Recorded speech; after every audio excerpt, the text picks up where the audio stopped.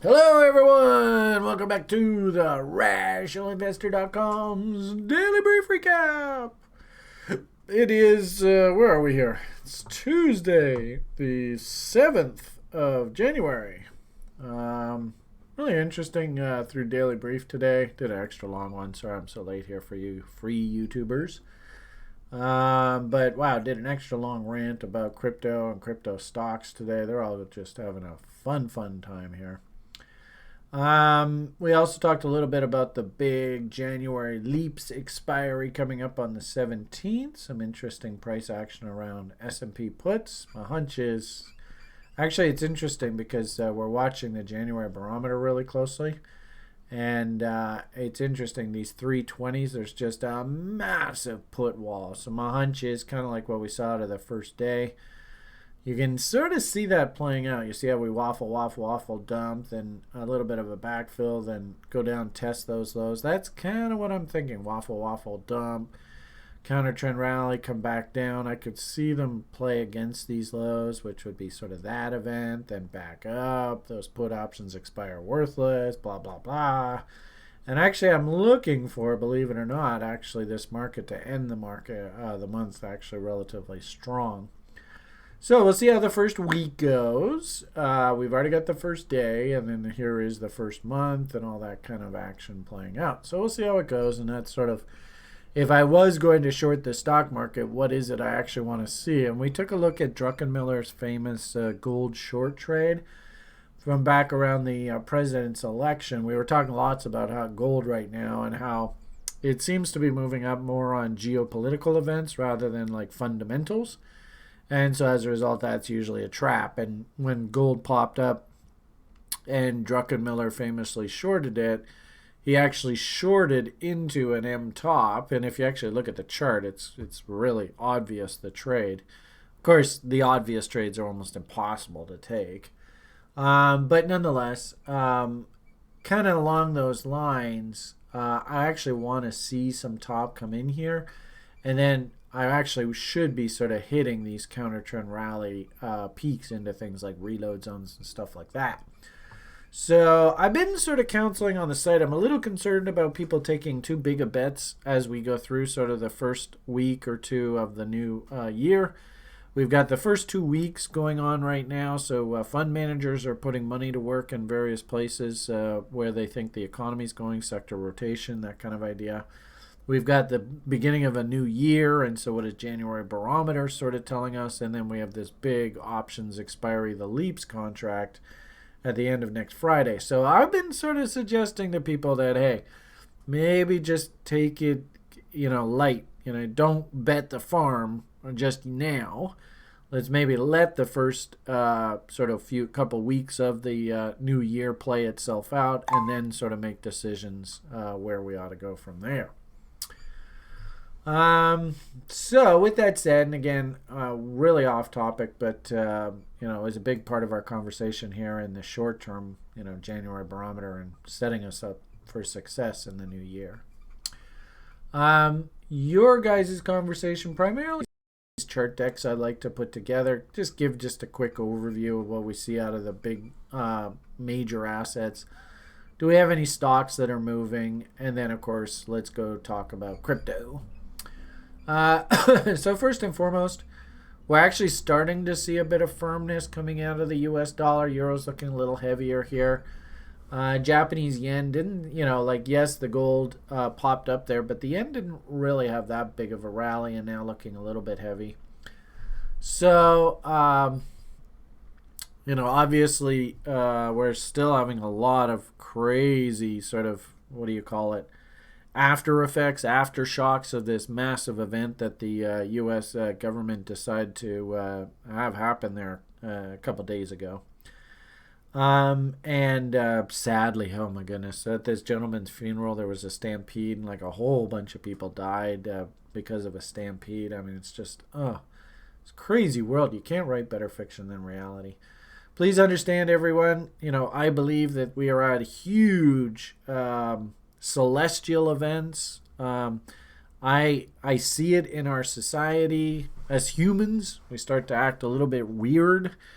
So just be cognizant of the fact that for the next year, so in fact, really, I might even argue since that crypto top back in late 2017, early 2018, the market, the whole world's been acting very wonky.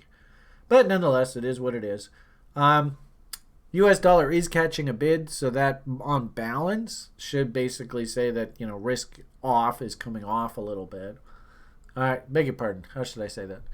Risk on proxies should be backing off a little bit. So things like euro and stuff like that, if they're trending higher, then that means that people are taking more risk in the world. And also, too, we are coming up against the bottom end of the range, that gap level we talked about lots. So not a big surprise to see some back and forth here. The question ultimately is, do we pivot and then turn higher?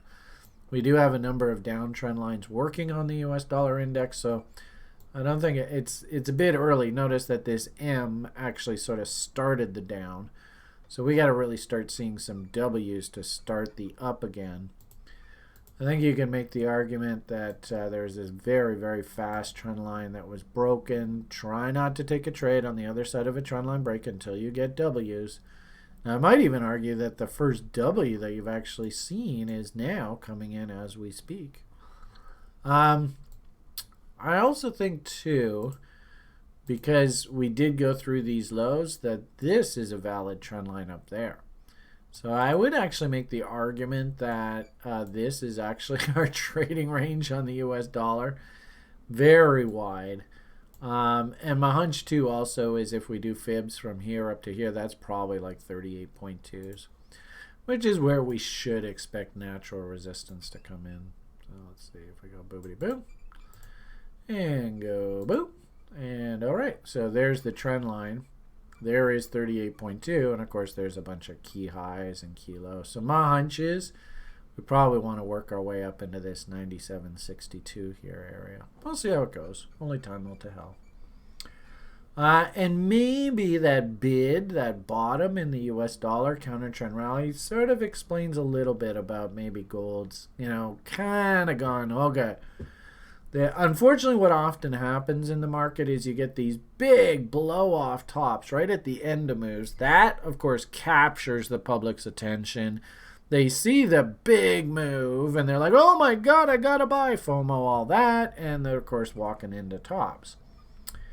So, interesting. We're seeing sort of very violent action out of the gold market and a little bit of bottom action out of the U.S. dollar index. Risk on, risk off. In particular, I sort of was talking there a little bit earlier about how I kind of want to let the January barometer sort of fill out a little bit.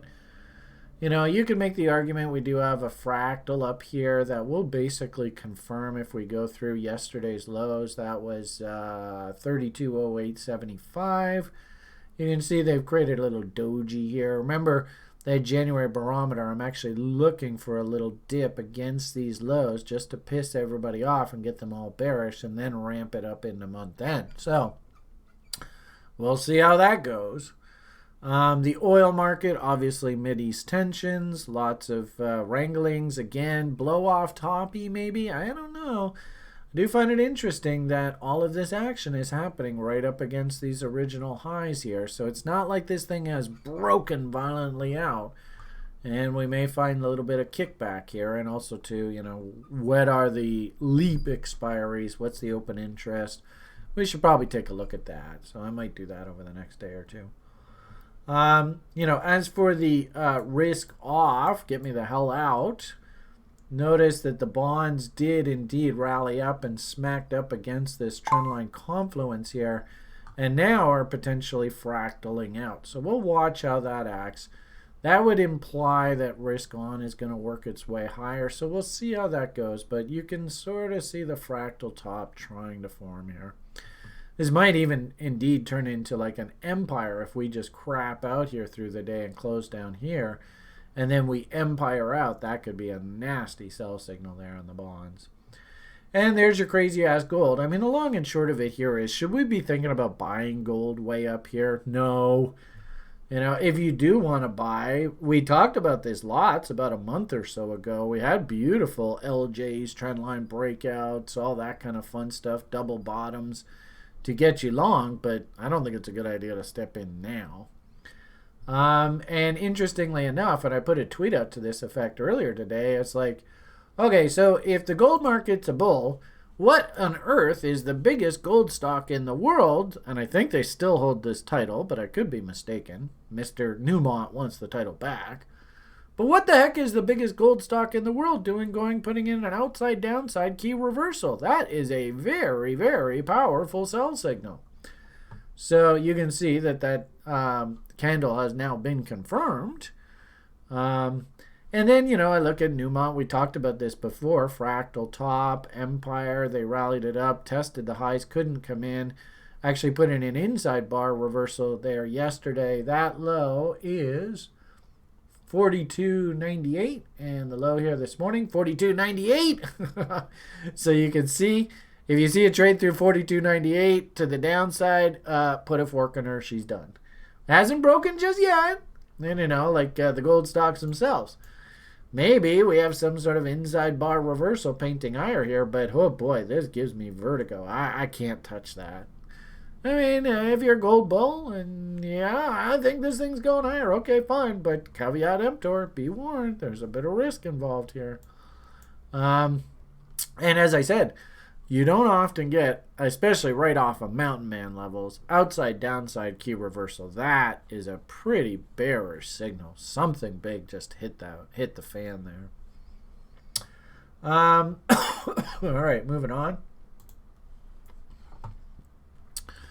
Considering we did talk lots about Bitcoin and its potential uppies of late, I don't think it should surprise anybody that Bitcoin did move higher here. And we now are starting to confirm things like head and shoulders patterns, which tells me that I think on balance we're probably, path of least resistance looks up here, not down. I didn't talk about it yesterday, and I said that I wanted to maybe mention it today. But holy moly, what a great lesson for everybody on tax loss selling. So here's 3 stocks that I have. I talked to you guys repeatedly about buying all through this malaise through December. And you can see some of them, like this Hut, is just going absolutely crazy here. And we often say, right, stocks often lead the commodity, kind of like what I just said there about the gold and the gold stocks looking a little dangerous. This got to be a good sign for crypto. Don't chase. We know we're not allowed to chase. This Hut, I think, is a really good mining proxy. If I'm really lucky, I've gotten in on a long-term reload zone pivot here, and this thing just works its way up, and I hold on to this stock forever. I'll probably be trying, my average cost is around $1 or so. So I probably will be letting some go up in the 2.5 area just to establish a free position. But believe it or not, I actually think this is a kind of stock, and I'm not recommending anybody go and buy this. I own this, I tell you. What I do is I put my own money to work, and I couldn't give a rat's ass if you buy it or not, but this is what I do with my money. But my hunch is this is a kind of stock that I'll be selling into the 2032 cycle peak at 100, 200, 300, 400, whatever the post-split adjusted basis will be. That's honestly how high I think this kind of company can go. Now, like I said, I'm not giving you a recommendation. You spend your money the way you want to spend it. I just do these free videos because I like to show you. I like to be a demonstrator of best practices. Doing these videos and stuff actually keeps me honest. And of course, I'm forced to obey the rules. And long and short of it here is I absolutely love this Hut mining. Great stock. And if I can buy some more, I still have a bid at this 90-cent level. You can see they just didn't want to give me a fill, the bastards. But if I can buy some more, I will. Riot, we loaded up on the call options here, and it's funny. My co-host here, all he's doing is, "Come on, give those goddamn call options. I'm almost on a double. Damn it!" So, congratulations to anybody who did pick up this stock. I mean, he's having a pretty big up day here. Again, don't chase. Maybe even now on these names, if you really want to get in, start working reload zone bids, yada yada yada. And then good old Novogratz. You know, these are 3 stocks that I have been buying, that I am long, and I really like the price action. And I wanted to pick up, just ride his coattails, pick up a bit of Novogratz. And so I bought a little bit of his stock. He's a little bit laggy, so he hasn't quite taken off yet. Of course, Mr. Novogratz is a character unto himself. We also have quite a list of crypto-related stocks that we've got on the watch list. I'm already long some of these, like SRAX and the Netcoins, the BITK, the IMIN. These are all sort of VCIM penny stock plays. These are probably, you know, overstock. Actually, it was so cool. So last TRI-SOF meeting, people were like, I think I want to go and buy some calls. And on this rally, just this little rally, people were starting to bang out doubles on their options. So impressed. So, but the long and short of it here is they're turning. It's a miracle. They're turning. Yay. So let's see how we do. You know, it's never a dull moment. Keep your eyes peeled. And, of course, make sure to have those orders to sell some when they do rally so that you get paid for your efforts. So, kind of a same theme, stocks, and then, of course, crypto itself. Talk lots about this with you guys. Absolutely sick level here. Just ridiculous. But what's interesting about this, and it was kind of a bit suspect, we had kind of talked yesterday about the fact that we were going to look for a bit of a pop here, but be careful because there's probably guys that are going to come in on the short side up top here. So as you can see, A, B, C, D, we are at those levels now. The thing that has me a little bit on pause about calling tops or anything along those lines is look at the internals here. This thing is, remember we had talked about what do, divergences look like. RSI, beautiful divergence there. And then the second W on RSI through 50 lines, what does that look like? Then we've got this MACD divergence. And now look at this beautiful bottom in OBV. And we have volume impetus. You can see the bulls are actually buying here. So watch out. If we get this bar was 14,000 on Coinbase. If we trade, we're at 13,664.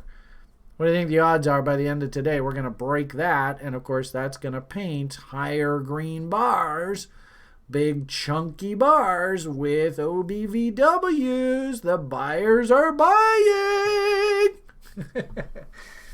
The interesting thing about this is that because of the risk-reward matrix here, trading heads and shoulders is difficult. I mean, you got to, anticipate mountain man levels kind of stuff. I like the idea that we're probably going to work our way back up into this original market structure top here. And notice that is that head and shoulders objective. Problem with taking a trade here, and I remember yesterday I told you guys, like, you could just buy on a stop through that breakout level and take that trade. The problem with that is that, of course, it sets up a pretty darn big risk window. If you have to risk down to the bottom and then you're going to take profits at Mountain Man, 1.31 risk reward. Yeah, it's there, and that's not even exactly accurate, right? Because the breakout's there. I think this is almost like just exactly 1-to-1. Yeah, or thereabouts. So I'm not going to sugarcoat it. This wasn't really that attractive of a trade for a guy like me. I mean, yeah, it's good and it's healthy that you can call market direction. That's good. But what are the markets that I'm super interested in? I do like this trade, but from a higher perspective. So I'm more thinking along the lines of, where the hell is it? I know I tweeted it out, so it's around here somewhere.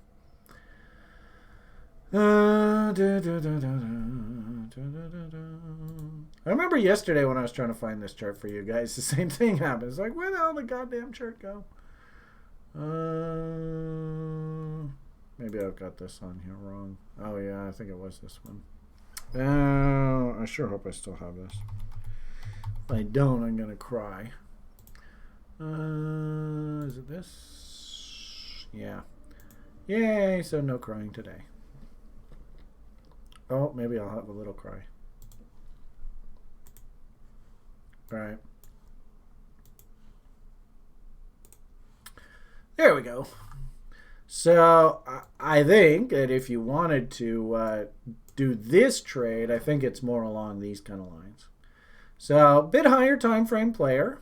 If you got to risk all the way down to the lows here, then you better make damn sure you're going to get paid if you're right. And I think this trade is just working away. All right.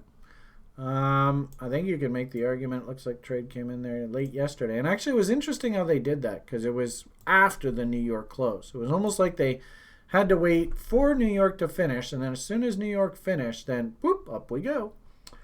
So I do like the idea that if you're going to trade this big ass W, well, you got to actually have your profit objectives up here. Now that's 2.36. Could you make your profit objective 50% rule of that particular range? Yeah, that's not a terrible idea. So that would give you 1.72. It's iffy. I would prefer to be up in that 2 or better. So I guess the way that I'm looking at this right now is this would be sort of a set it and forget it, bigger, higher time frames. But kind of like these red AB equals CDs, and I kind of warned about this yesterday as I'm a little concerned that once we get up into these levels, of course all the FOMO comes in. Oh, I'm going to miss the boat, right? And unfortunately you're walking into a trap. So, you know, there is that AB equals CD level. Oh, looks like it's pretty damn close to being hit. The question here now is what does momentum look like? Notice, this is problematic. We actually have lower highs on momentum painting this massive M. Market, you know, I like to use this tool. I call it the Willy to sort of tell me about overbought, oversold conditions. You can see we're really up against the top end of the range. And then, you know, let's see what volume does here. We have that really big candle bar spike here. You can see they're spiking it here. If this really is a bull, we want to see this blast off through the high here. So we'll see how it goes. Long and short of it here is I actually think, you know what I noticed? Let me tell you what I think. But I noticed overnight on the CME contract, remember we talked about this the other day, how this AB equals CD, that was a Mountain Man level, but this needed to get hit. Well, I think the same thing happened there overnight. I think we hit a 127. I think a lot of people were like, okay, that's the top. I'm going to short this. And they had one more spike to go and hit that AB equals CD objective. And now that is done. So maybe they have to take this thing all the way up to 1.618. There's that original top I talked about. Believe it or not, I could actually see some sort of blow off top into here. I mean, she's got a head of steam behind her. Don't step in front of this. And if anything, people who were kind of quick to short here, they just politely got told, please exit the building. So, not really a new trade right here. Do like the idea of pullbacks against the original breakout. If you're thinking that higher time frame, bigger position, it might take a little while to get a fill there. Was this the one? I think this was it. One day. Yeah, something like that. Yeah. So you know, having event rallies, all that kind of stuff, I do like that thinking. You know, and I tweeted this out ahead of time. So it's not like you can say this wasn't there. I mean, I do distinctly remember talking to everybody in the world. Anybody would listen to me. And I know there's not many people who like listening to me, so that's understandable. But the point of the matter here is I think this now is actually confirmed. So to finish off today's free offering for you guys, of course, I'm super ridiculously bullish of crypto stocks. Go, baby, go! But are there any cryptos in particular that I'm interested in? Yep. I mean, I really like this Ethereum setup. And the cool part about this is another example where you can see where the breakout is. Came in yesterday, and you can even argue today. They even politely backed her right up into that breakout level and gave you the opportunity to get in. So it's not even like this thing hasn't even given you the opportunity. You can say, look, I got my opportunity. I think I was telling you about a couple sort of Schult kind of ideas yesterday. The Mona, again, W's. I'm not going to push a chain here. No hurry. I love where these things are against the bottom end of their ranges. Now, let's call a spade a spade. If Bitcoin is dominating and got all the attention, could we see these guys start to take a bit of a pause? Sure. But on balance, I'm very bullish of crypto and the crypto space. And probably the most compelling reason is because, if I'm not mistaken, I think it's actually today, isn't it? We are now heading into the age of, I have no idea what we have to call this. January 7th, Pluto and Saturn officially crossed. Can you feel it? They just crossed. Did everybody feel that? Anyway, it wouldn't shock me if all of a sudden crypto just comes alive and we just don't look back. I mean, it would be beautiful. Wouldn't it be poetic?